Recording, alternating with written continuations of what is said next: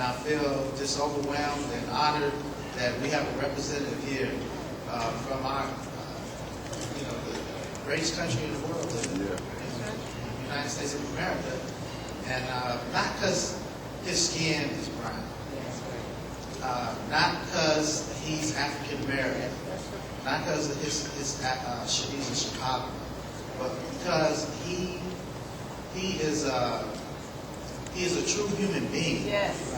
And we all know that. We all voted for him, and we all got behind him, and the country was healed. Many people don't want to admit that, but we were all in fear.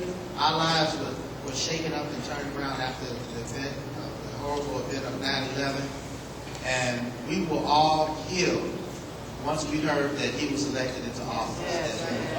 We all took a big sigh of relief.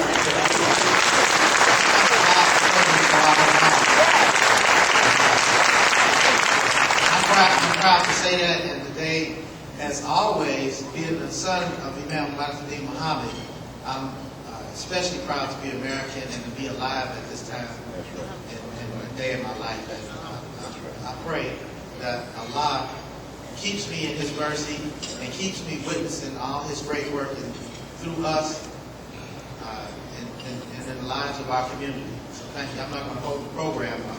I want to let you all enjoy that good food. And has that food been delicious over there? Yeah. Give the staff here, the cooks, a big round of applause. And let them know we appreciate all the hard work. Thank you all. Assalamu alaikum.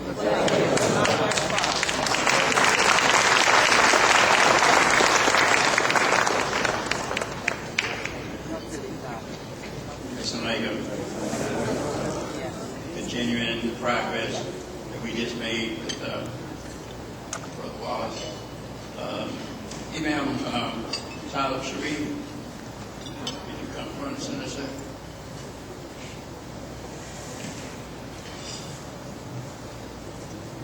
All of you know Imam Talib Sharif from Washington, D.C.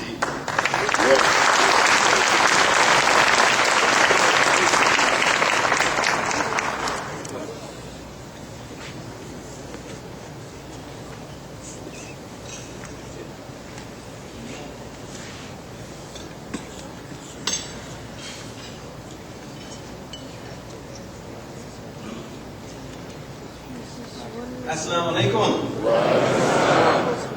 Allah's peace be among all of you. Alaikum is our obligation, and we welcome that obligation, don't we? To work for peace. Very important for us. We thank Allah for your presence here today at this Mosque Cares dinner. And this is in a tradition that was established when our leader was with us, wasn't it? So that tells us something. Anything that was established, we know in the religion, it tells us things that you establish.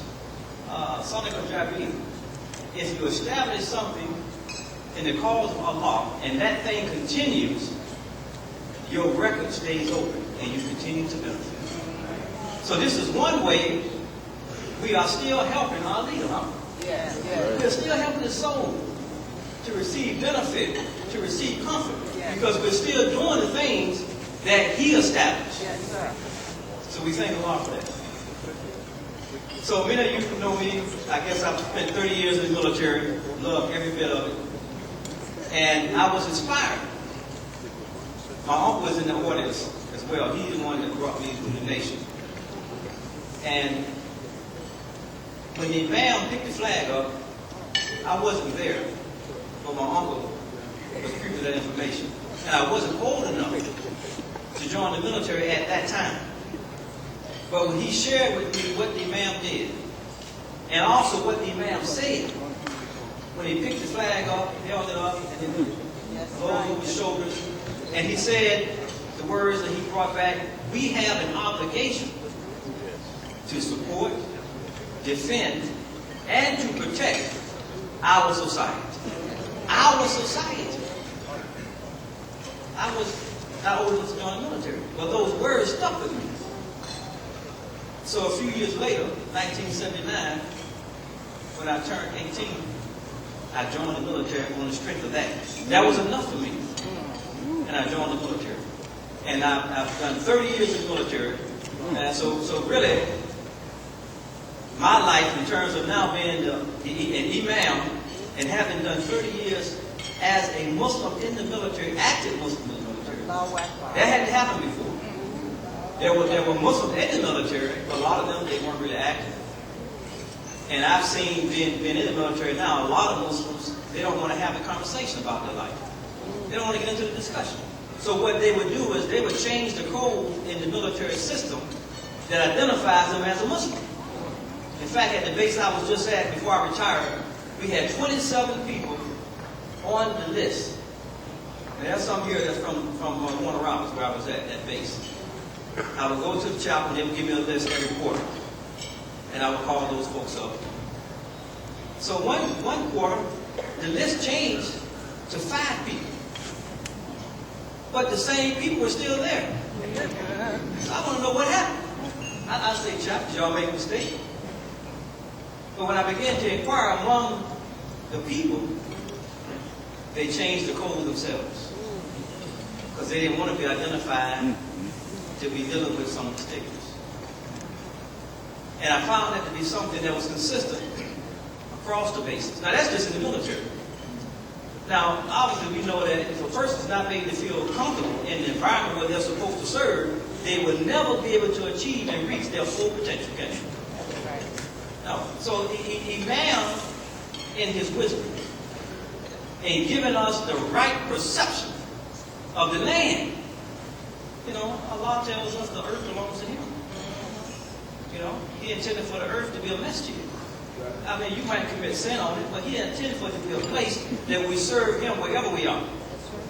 And God says that He works, and He's always working. He said, you work in your place. So wherever you are, you're supposed to be working. That's right. And God is always doing some marvelous work.